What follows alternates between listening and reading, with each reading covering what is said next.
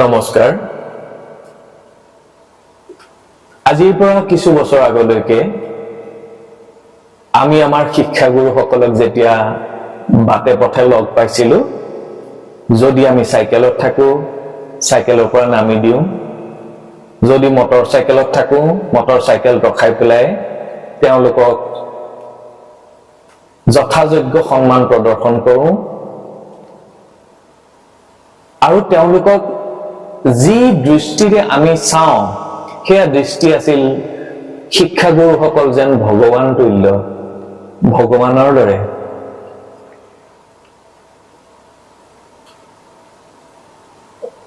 বাটে পথে জ্যেষ্ঠজনক লগ পালে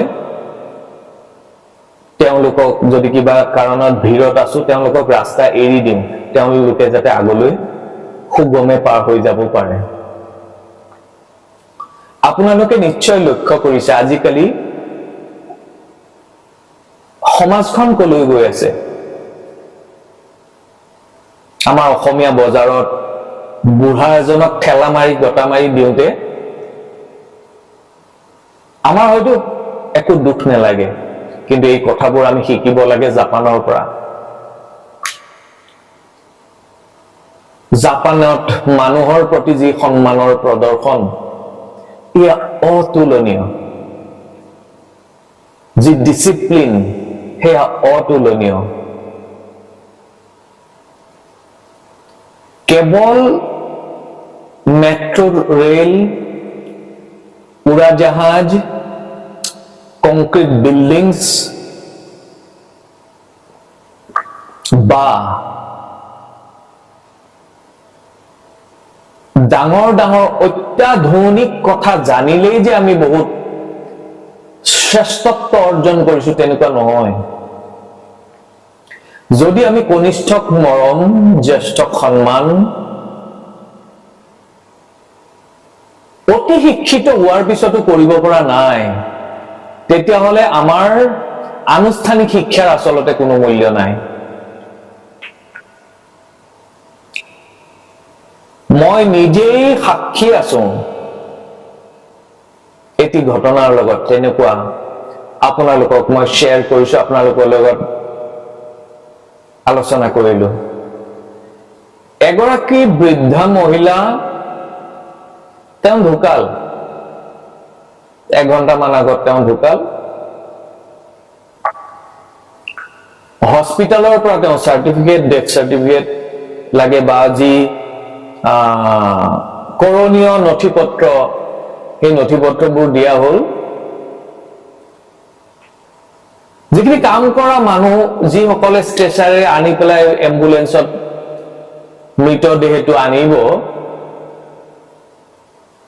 শোকত ভাগি থকা পৰিয়ালটোক কৈছে যে এইগৰাকী মানুহক আমি চাফা কৰিলো, কাপোৰত নৰিয়াই দিলো, গাড়ীত উঠাই দিম, আপোনালোকে আমাক কি দিব দিয়ক। 3000 টকা দাবী কৰিছিলে আৰু মই মোৰ পকেটৰ পৰা দিবলৈ 2500 টকা বাধ্য হৈ গৈছো। মোৰ হাতত নাছিলে আৰু পৰিয়ালটোতো শোক সন্তপ্ত পৰিয়ালটো ভাগি আছিলে। শিলচৰৰ মোৰ বন্ধু কৰণ শৰ্মাৰ পৰা তেখেতৰ চেন্ট্ৰেল বেংক অফ ইণ্ডিয়াৰ ATM কাৰ্ডৰ পৰা 2500 টকা উলিয়াই পেলাই মই এই কৰ্মচাৰীক দিবলগীয়া হৈছিল। মানৱীয় মূল্যবোধ কিমান তললৈ নামিছে এইটো আমি কিন্তু বিচাৰ কৰি চোৱা উচিত।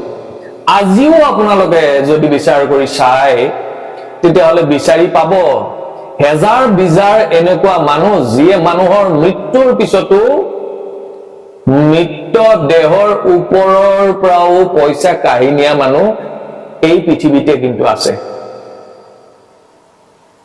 আপোনালোকে কিন্তু নজৰ কৰিব, কাৰণ কিয় এখন মানুহৰ সমাজ, এখনতো দানৱৰ সমাজ নহয়।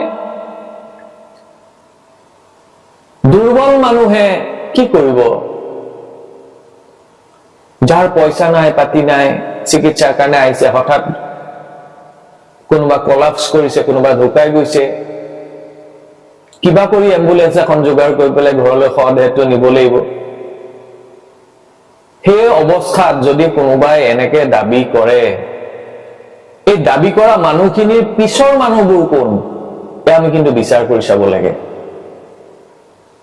হয়, বহুতৰে গাত লাগিব কথাষাৰ, কিন্তু গাত লাগিলেও মইতো কেৰেপ কৰা মানুহ নহয়, মই কোৱা কথা কমেই।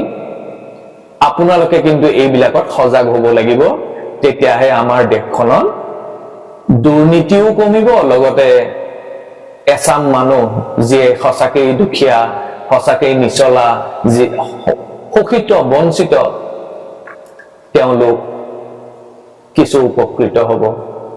আপোনালোকে আবেগেৰে নহয় বিবেকেৰে সিদ্ধান্ত ল'ব। বহু বহু ধন্যবাদ।